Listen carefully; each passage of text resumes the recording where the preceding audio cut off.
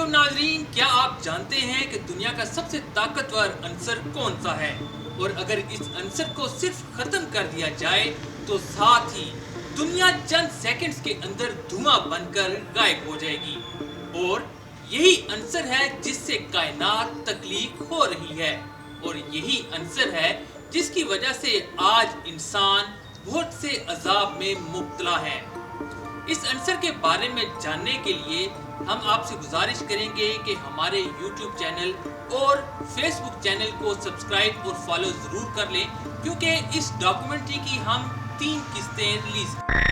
आइए चलते हैं हम अपनी डॉक्यूमेंट्री के पहले हिस्से की जानिब। नाज़रीन, इस आयत पर गौर करें तो अल्लाह ताला एक धुएं का कह रहे हैं जो आसमान से उतरेगा और अज़ाबे अलीम है।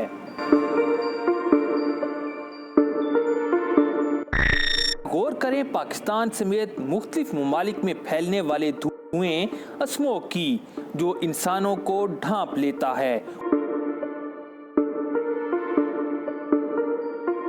अब सूरह फुसिलत की आयत 11 पर गौर करते हैं, जिसमें एक बार फिर लफ्ज़ दुखान इस्तेमाल हुआ है। अल्लाह ताला फरमाते हैं, फिर वो आसमान की तरफ मुतवज्जा हुआ जो उस वक्त धुआं था। उसने आसमान और ज़मीन से कहा, वजूद में आ जाओ, ख्वाह तुम चाहो या ना चाहो। दोनों ने कहा, हम आगे फर्मा बरदारों की तरह। यानी कि ज़मीन और आसमान में जो कुछ है उसका वजूद में आना भी इस धुएं के बाइस हुआ।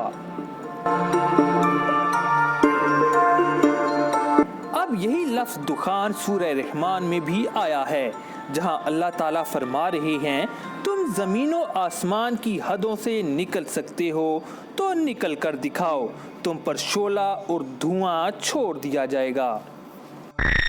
ये दुखान धुआं क्या है जो आसमान में मौजूद है, जिससे ज़मीन और आसमान बने, और यही धुआं इंसानों के लिए अजाब भी है। इस डॉक्यूमेंट्री में हम आपको ये सब बताने जा रहे हैं।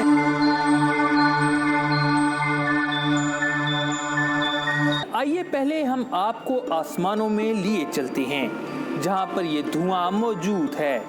साइंटिस्ट अभी तक ये मुकम्मल तौर पर नहीं जान सके कि स्पेस यानी खला किस चीज से बनी है। वो इस चीज को जानने के लिए सितारों या फिर धुएं के एक जाल, जिसे साइंटिस्ट नेब्यूला कहते हैं, उस पर तहकीक करते हैं।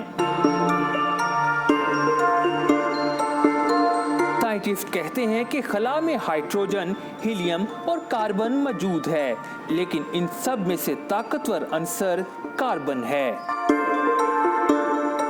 कार्बन ही सारी जिंदगी में रीढ़ की हैसियत रखता है। यूनिवर्सिटी ऑफ बेसल से ताल्लुक रखने वाले एक केमिकल फिजिशियन जॉन मेयर की तहकीक के मुताबिक इंसान सितारों से मॉलिक्यूल्स बकी बाल्स की शक्ल में जमीन पर आया और मरने के बाद तहलील होकर वापस खला में सितारे बन जाता है। साइंटिस्ट इस खोज में है कि ये कार्बन खला में कहां से आया और इसका सोर्स क्या है।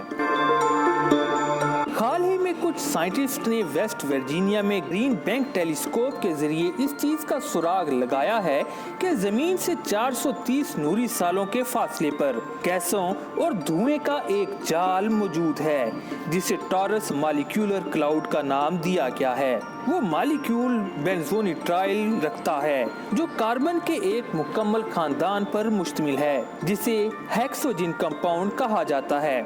इसके बावजूद साइंटिस्ट अभी तक ये खोज लगाने में नाकाम है कि ये कार्बन खला में कहां से आया।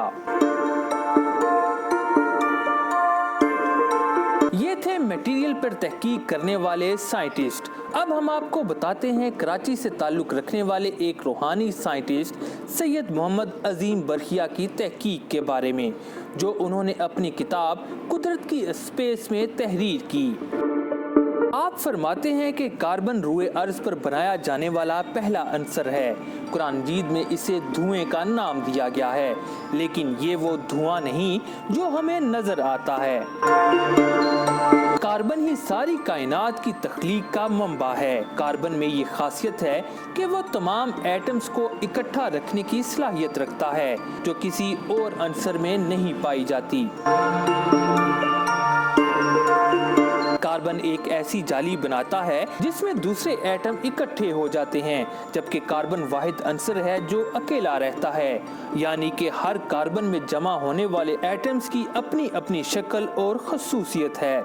कार्बन ही ऐसा अंसर है जो 6 एटमों को इकट्ठा करके नई साख्त और शक्ल बना लेता है। इसी के अंदर इलेक्ट्रॉन या प्रोटॉन जैसे छोटे छोटे अनासर और इसी अंसर की वजह से सारी कायनात जुड़ी हुई है।